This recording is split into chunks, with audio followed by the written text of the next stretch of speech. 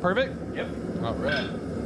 For this week's Day in Life, I'm in Otisville working with Garrett Waterman, who runs Waterman Ironworks. He's got over 5 years of blacksmithing experience and teaches classes on the side. During COVID, middle of 2020, I got laid off from my job. I had nothing really to do, and I've always wanted to try blacksmithing, so it gave me a lot of free time, which I kind of filled up by doing blacksmithing as a hobby. That's how I got into it. And then I actually started working for a blacksmith shop for about a year and a half, I would say. In this episode, Garrett's going to teach me how to turn a railroad spike into a knife. The process starts with heating up the forge and putting the spikes inside. Once the metal reaches around 1800 degrees Fahrenheit, we can start thinning out the blade using the flat side of a hammer. You can start swinging right from the middle and work your way up towards the top. There you go. Yep, keep going. Now you notice how it's starting to turn that dull red color? Yeah. That's a good indication of when to stop too. So then back in the fire? Yep, back in the forge.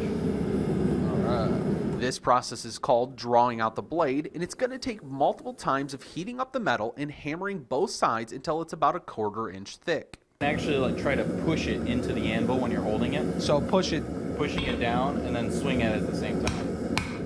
There you go. What that does is helps keep the piece from bouncing all over the anvil, and it lets you get a better swing.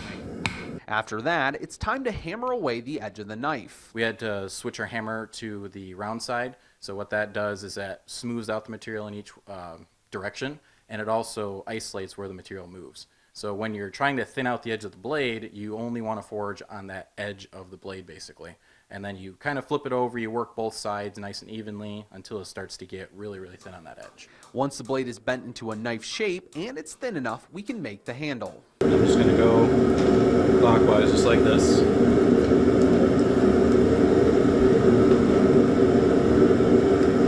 Now as I'm twisting it, I'm trying to make sure I line it back up where it started to. Just like that. You see how I got all the scale kind of forming on it? Yeah. Take a little brush, clean it off. After you get all the shapes that you want made, you get it all clean and pretty and everything, the next thing you have to actually do to make it a suitable knife is harden it. And to do that, you have to go through a heat treat process, which involves quenching the steel in some type of medium, either water or oil. And what that does is it hardens the blade to a certain degree. Now, what hardening does to the steel is it makes it tougher, it makes it more resilient. After the metal is cooled off, we can use a belt sander to sand away any imperfections. Then you have to really remove all the extra material on the edge by hollow grinding. That's the technique that we used to remove the edge of the material. That way we could make it thin enough to actually sharpen.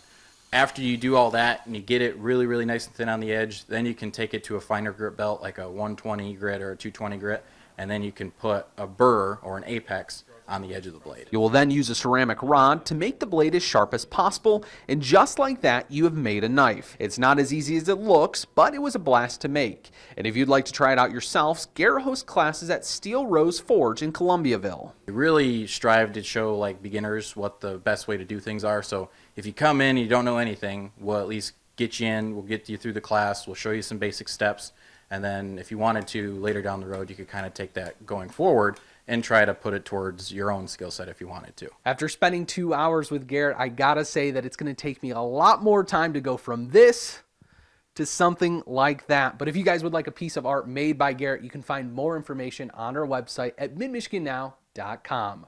Reporting in Otisville, Kyle Macon, Mid-Michigan Now.